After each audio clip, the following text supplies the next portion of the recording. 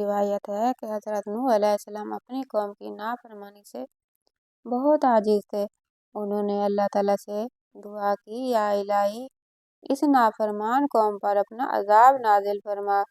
اللہ تعالیٰ نے آپ علیہ السلام کی یہ دعا قبول کی اور ارشاد فرمایا کہ میں بہت جلد زمین پر زبردست عذاب نازل کرنے والا ہوں۔ تو اپنے اور اپنے اہل و عیال کے لیے کشتی بنا لے۔ حضرت نوح علیہ السلام نے اللہ کے حکم کے مطابق ایک کشتی تیار کر لی۔ مقررہ وقت پر جب طوفانی سیلاب آیا تو حضرت نوح علیہ السلام نے اپنے نافرمان بیٹے کو بھی کشتی میں بیٹھنے کو کہا۔ اے بیٹا، تو اپنی سلامتی چاہتا ہے تو ہمارے ساتھ کشتی میں آ جاؤ، ورنہ پانی میں ڈوب جاؤ گے۔ کنعان حضرت نوح علیہ السلام کا بیٹا تیراکی میں ماہر تھا اور وہ اپنی اس خوبی سے بہت مغرور تھا۔ اس نے بڑی بدتمیزی سے اپنے والد محترم کو جواب دیا، اے نوح، تو ہمارا دشمن ہے، ہمیں تمہاری اس کشتی کی ضرورت نہیں۔ میں فن تیراکی میں ماہر ہوں، میری شمع اندھیرے میں روشنی کرنے کے میرے پاس موجود ہے، پھر میں کیوں تیری شمع کی پرواہ کروں۔ حضرت نوح علیہ السلام نے کہا، بیٹا، کلمہ بد اپنی زبان سے مت نکال، یہ طوفان عذاب الہی ہے، محیط بلا ہے، تیری تیراکی دھری کی دھری رہ جائے گی، تو اتنا نہیں تیر پاؤ گے، آخر کہاں تک تیرو گے، ہاتھ پاؤں کام کرنا چھوڑ دیں گے، یہ عذاب الہی ساری شمعیں بجھا دے گا اور صرف حق کی شمع جلتی رہے گی۔ بیٹا، میری بات مان اور کشتی میں آ جاؤ۔ کنعان نے ہنس کر کہا، اے نوح علیہ السلام، تو میری فکر نہ کر، میں سب سے اونچے پہاڑ پر چڑھ جاؤں گا اور پہاڑی کی چوٹی تک پانی کبھی نہیں پہنچ سکتا۔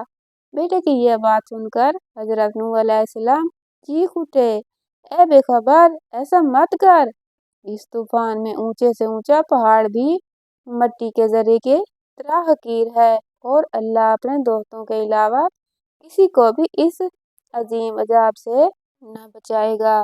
میری بات مانو، ضد اور غرور چھوڑو اور کشتی میں آ کر بیٹھ جاؤ، سلامت رہو گے۔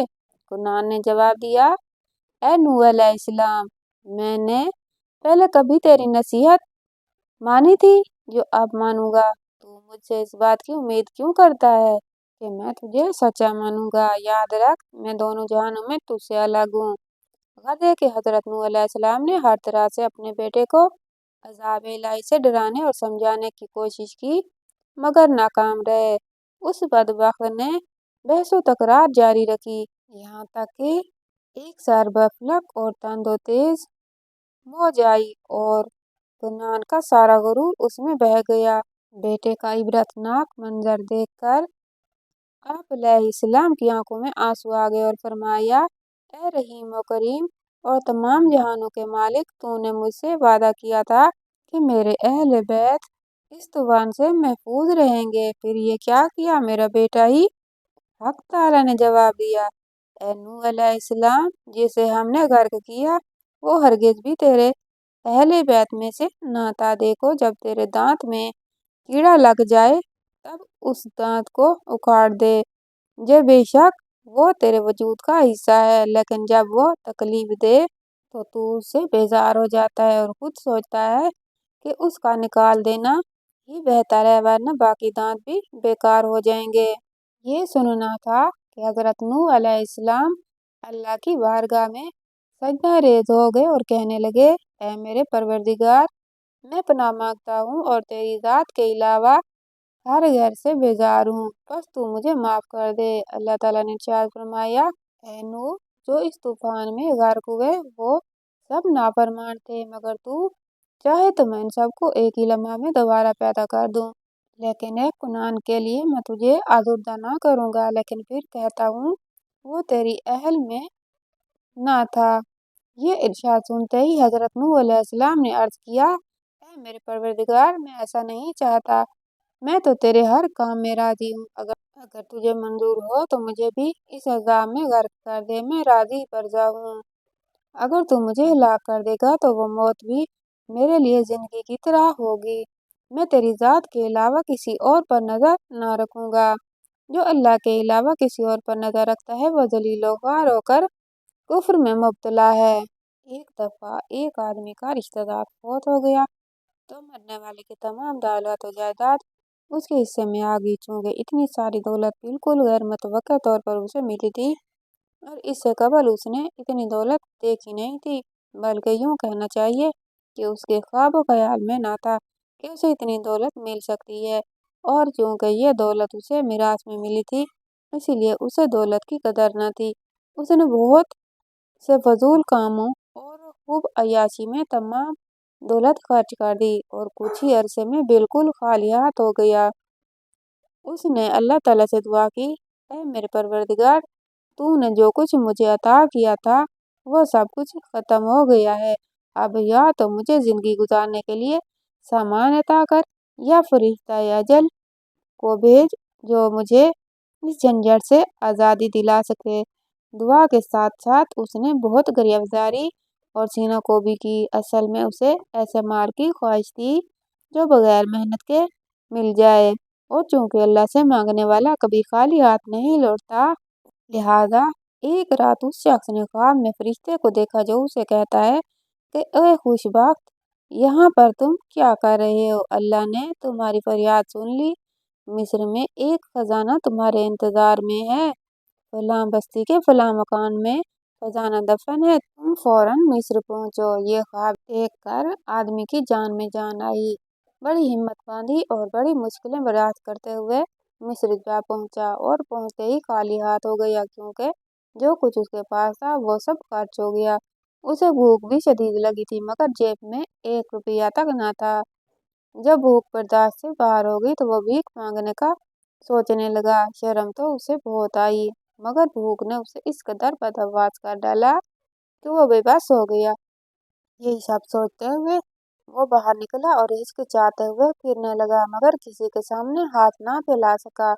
उस जमाने में शहरी लोग चोरों से बहुत तंग थे। रात के खूब अंधेरे में चोरों की सरगर्मियां बढ़ जाती थी, इसीलिए रात के वक्त कोतवाल भी सिपाहियों के साथ गश्त किया करता था।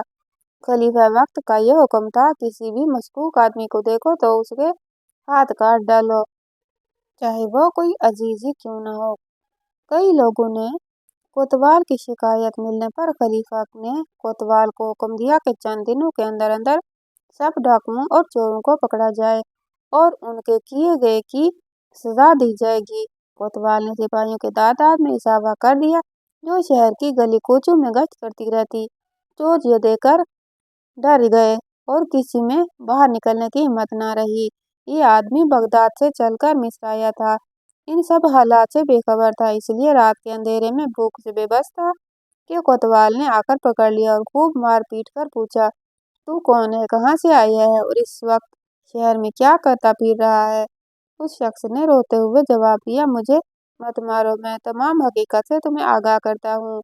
कोतवाल ने उसे डपट कर कहा, लगता है तू इस शहर का नहीं है, किसी और इलाके का बदमाश है, जल्दी से सच बता दो वरना तेरा हाथ काट दूंगा। उसने कस्में खाते हुए कहा, मैं डाकू या चोर नहीं हूँ, मैं एक मुसाफिर हूँ, बगदाद में मेरा घर है। ये कहने के साथ ही उसने अपने ख्वाब और खजाने की पूरी बात उसे बता दी।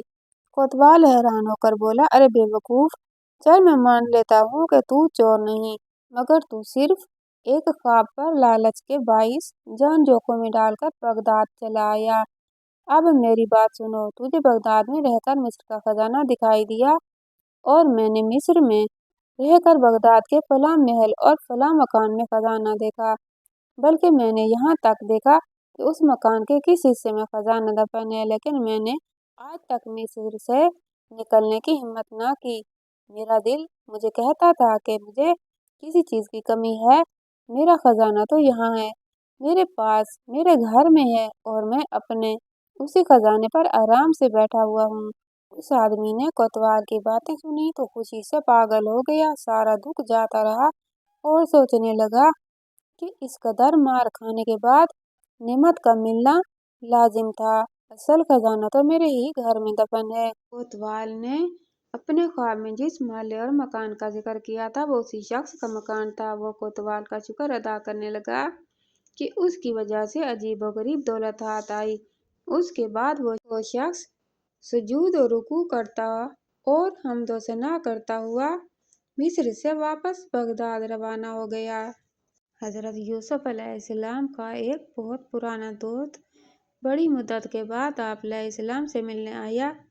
وہ بڑے ملکوں کی سیر و تفریح اور تجربہ حاصل کر کے آیا تھا۔ حضرت یوسف علیہ السلام کے سامنے اس نے بحر بر کے تمام عجیب و غریب قصے سنا ڈالے۔